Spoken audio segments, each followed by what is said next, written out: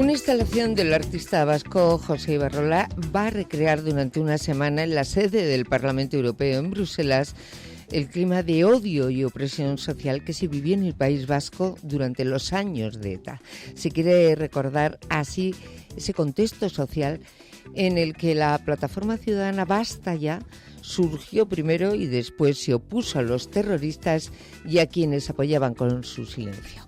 Bueno, algunos recordamos muy bien aquellos años y recordamos también cómo fue el asesinato de Miguel Ángel Blanco, digamos, el punto de partida, un antes y un después en la historia de nuestro país y, digamos, el suceso que impulsó la creación de esta plataforma ciudadana de Basta Ya, en cuya vanguardia, en cuya proa estaba la hoy eurodiputada Maite Pagazaurtundúa.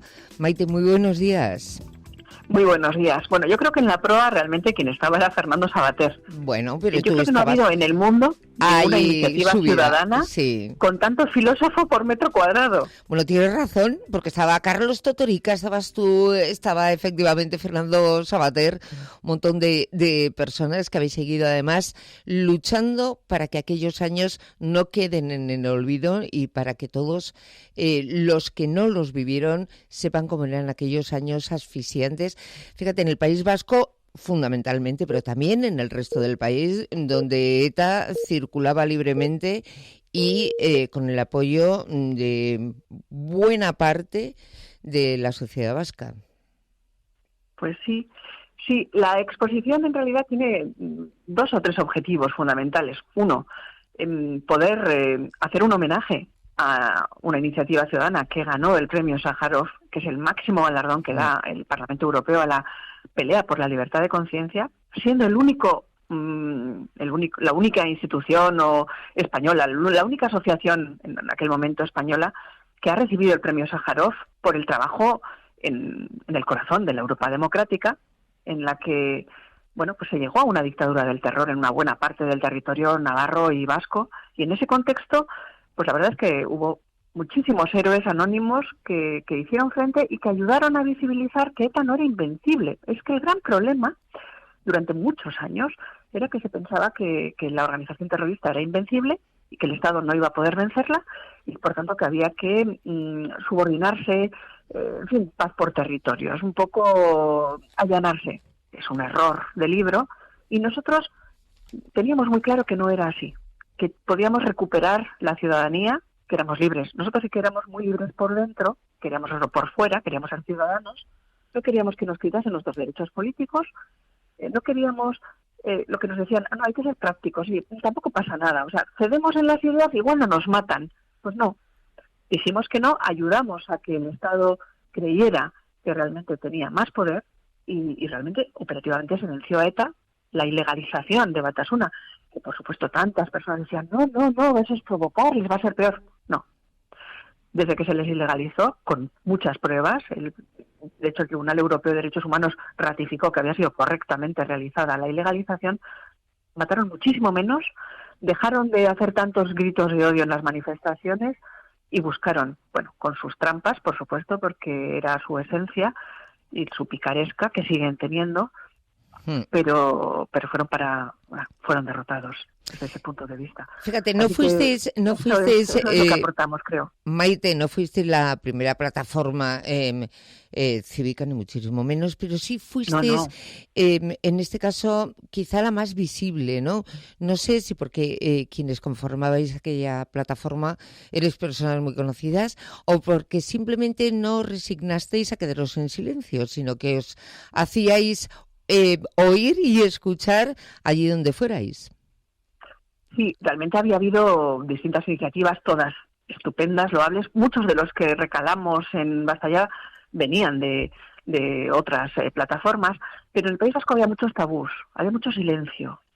Y era un tabú decir ETA no. O sea, que antes era dilo con su silencio y de la paz. Nosotros no, nosotros reivindicábamos que éramos ciudadanos como si viviéramos en Suiza o en Estocolmo, y que no teníamos por qué minimizar nuestros derechos como europeos. Y salíamos a las calles, que eran de ellos, y nos acosaban, pero, en fin, éramos irreverentes y eso sí que fue específico. Irreverentes, pedimos ayuda a intelectuales europeos, exigimos que se supiera en el resto de Europa que era una vergüenza, porque eso era muy útil para poderlos vencer. Bueno, ¿quién nos Nuestro iba a instinto decir? democrático nos llevó a algo útil, creo. Desde luego que sí, Maite, de eso no hay ninguna duda. Decía que quién nos iba a decir entonces que 25 años después alguien como Otegi iba a estar en el Parlamento español.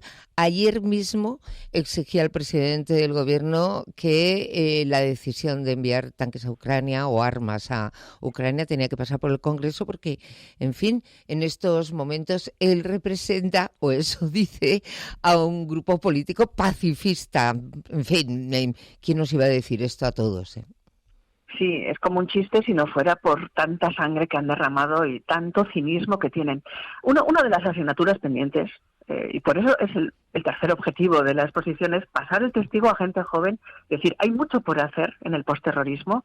No es exactamente lo que tiene que ver con que nos persigan para matarnos, pero quieren que les demos la razón, quieren tener la razón, para eso tienen que decir mentiras, y luego han pasado de una ingeniería industrial para el acoso, porque matar era la punta del iceberg, a una ingeniería industrial y una estrategia política industrial de blanqueamiento y de acumulación para el poder del futuro. No nos van o sea, ahora están con la parte de mostrar simpatía.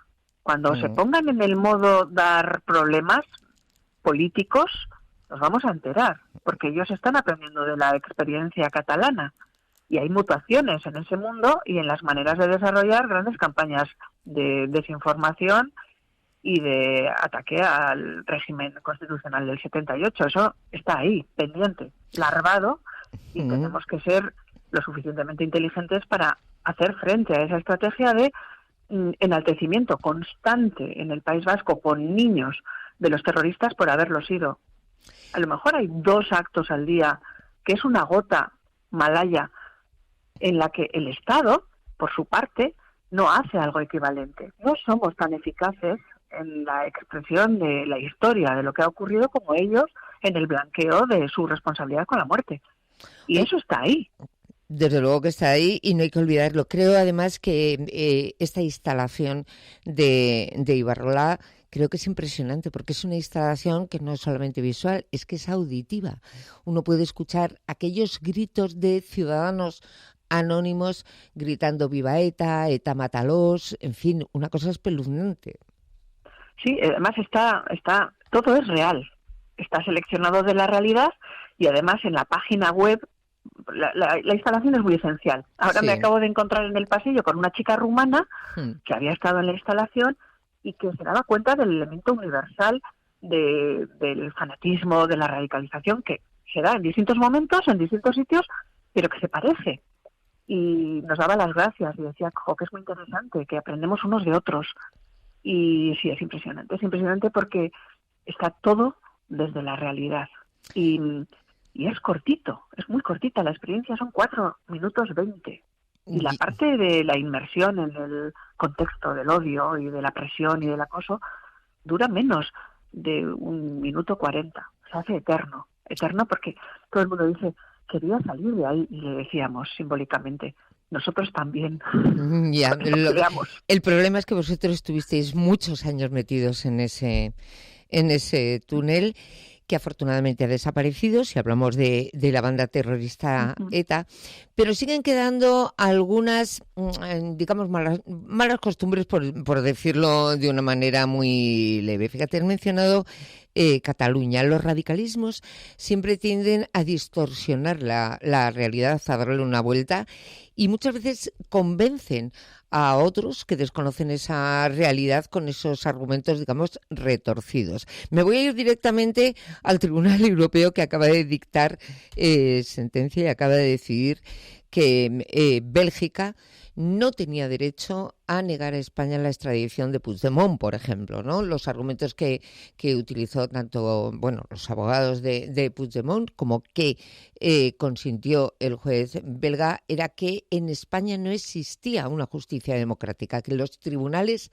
no eran democráticos. Bueno, afortunadamente ahora esto se ha revertido, aunque que nadie se engañe, ¿no, Maite? La entrega de Puigdemont no va a ser una cosa de hoy para mañana. No, no es la primera vez que se advierte a Bélgica de haber actuado incorrecta y arbitrariamente en una extradición o en una orden de entrega de un etarra, por ejemplo. En el caso de la Pepona, estuvo tranquilamente en Flandes muchísimo tiempo y costó años y años llegar hasta el Tribunal Europeo de Derechos Humanos para que sancionaran a Bélgica y entregaran a la etarra. Y además indicando que habían actuado de forma irregular, arbitraria, con prejuicios, que es exactamente lo mismo que estamos viendo, creemos, en este caso, en el de Puigdemont y en algún otro. Es terrible. Utilizan abogados muy caros, y eso en Bélgica, los euros que se pagan por la hora de abogado suelen ser muy eficaces, yo no sé por qué.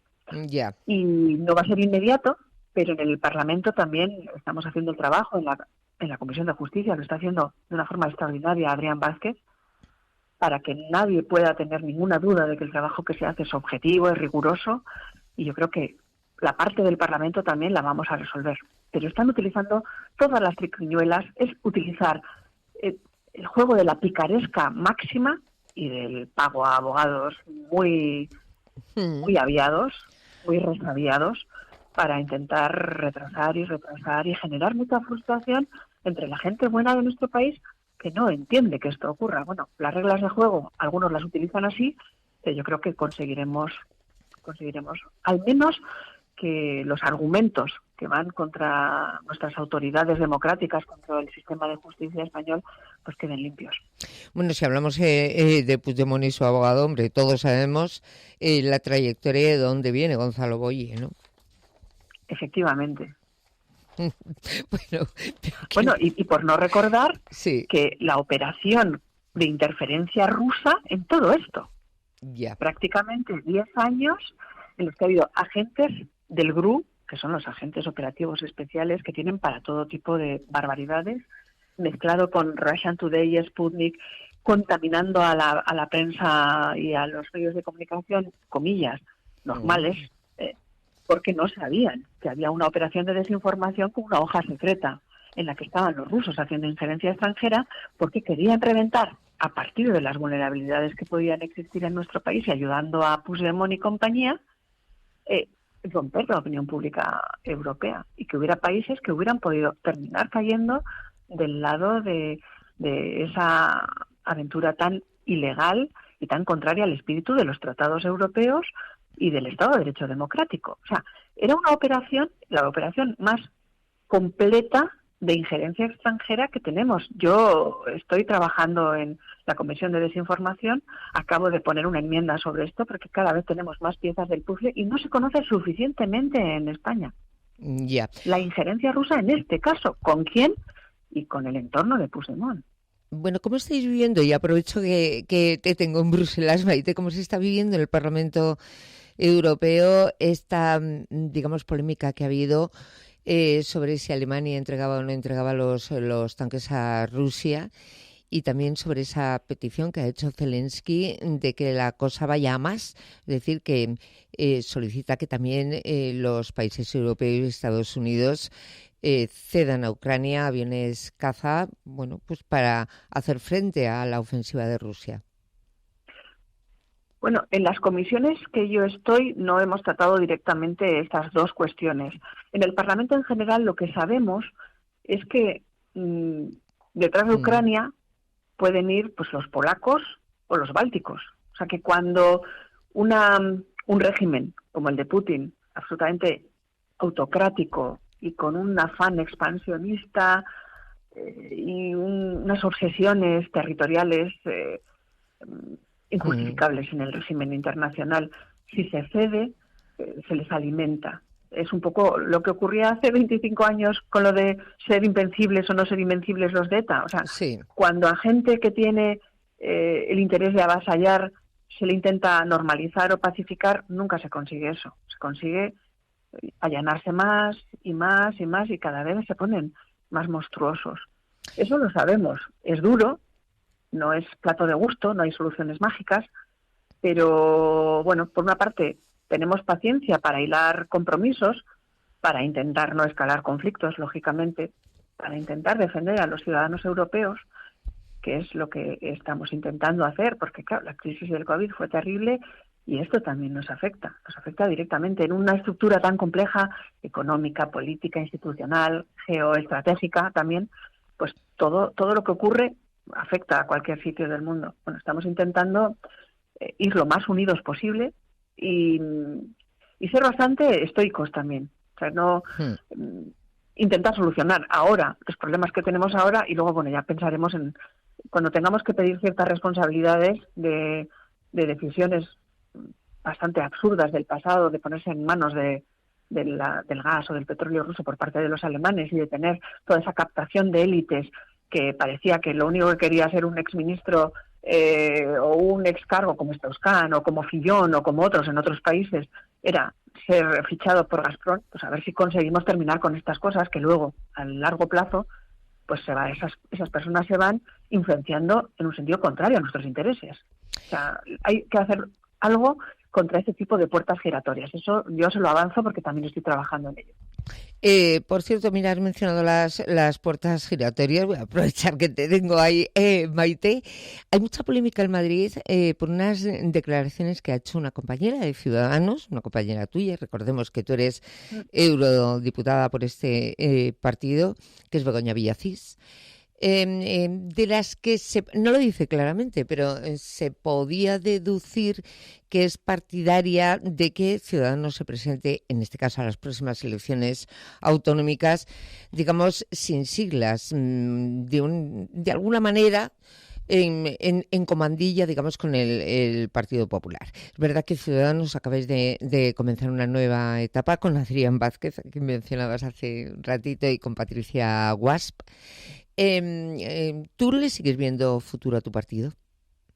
Bueno, yo soy independiente. Ya lo yo era miembro de UPyD, vine como independiente a la lista, soy tremendamente respetuosa. Los partidos políticos, las cosas internas de los partidos políticos que son tan complejas, porque organizar a seres humanos en estos tiempos es muy complicado. O sea, ya no han complicado los partidos políticos antes de las redes sociales, ahora lo son muchísimo más, porque hay tantas fuentes de emisión, tantas posibilidades de malentendidos, que son, bueno, como sabemos, uno de los grandes problemas de la gestión de los asuntos de los seres humanos, que yo soy muy respetuosa y lo que deciden los órganos legítimos para hacerlo en un partido político, pues yo lo respeto, porque bueno, yo hago todo el trabajo que puedo aquí en el Parlamento, pero no estoy en las cuestiones internas. Por tanto, bueno, las respeto y deseo de todo corazón que salga bien, porque si en el Parlamento Europeo no existe diputados en el grupo centrista, nuestros intereses españoles se van a ver muchísimo peor defendidos, porque la única representante española que quedaría en el grupo centrista sería el Partido Nacionalista Vasco.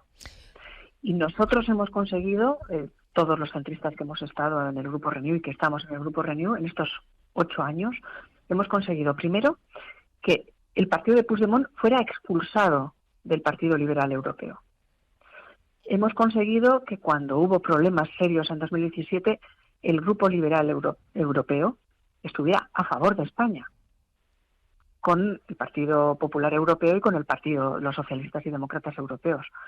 O sea, si no, los nacionalistas habrían hecho ahí una cuña y habría sido mucho más difícil la unión que representaron todas las instituciones y las mayorías que se consiguieron en el Parlamento Europeo. España sigue teniendo muchísimas cosas en las que los secesionistas, tanto en el GUE, que es el grupo de la izquierda, como en los verdes, tienen representantes luchando contra nuestros intereses y contando mentiras pues todas las cuestiones que sabemos de la secesión o de temas vascos, etcétera. Si no tenemos diputados como estamos ahora en Renew, tenemos un problema, tenemos una debilidad. Así que, por una parte, por eso, deseo que todo salga bien y que tenga una representación máxima o no máxima, pero que pueda ser eficaz. Y la verdad es que desde el punto de vista español, pues a mí me gusta el espacio del centro liberal y democrático, pues, siga ahí. Al que yo he ido evolucionando, porque yo vengo del socialismo moderado, sí. Y me siento muy a gusto en el centro. Entonces yo deseo que ese espacio no se pierda, y desde luego para el europeo es muy importante. Lo digo, me conoces, no diría otra cosa si no la pensara, si no lo hubiera analizado y si no considerara que esto nos daría debilidad. Maite Pagazaurtundúa, eurodiputada en el Parlamento Europeo. ¿Qué queríamos? Primero, recordar que hace 25 años nacía un movimiento cívico como Basta Ya, que hizo muchísimo por la sociedad española, aunque las nuevas generaciones, bueno, pues a lo mejor lo desconozcan. Que tenemos que seguir manteniendo la memoria de aquellos momentos para no repetirlos. Y que ya de paso, como hace mucho que tú y yo no nos vemos, bueno, pues para charlar un poquito, a ver cuando te vienes por aquí por España y te pasas por el estudio y nos damos un abrazo. Sí, me ha hecho muchísima ilusión que hablemos, porque además me he recordado cuando me entrevistaste, cuando saqué el libro de relatos. Sí, señora. Y tengo ya muchas ganas de ponerme a escribir de nuevo. Pues ya estás tardando. Ponte a escribir y así tenemos una disculpa para que te pases por aquí para charlar un rato y para tomarnos un café, ¿de acuerdo? De acuerdo. Maite Pagazaurtundúa, un abrazo fortísimo. Muchísimas gracias. Muchísimas gracias y un gran abrazo.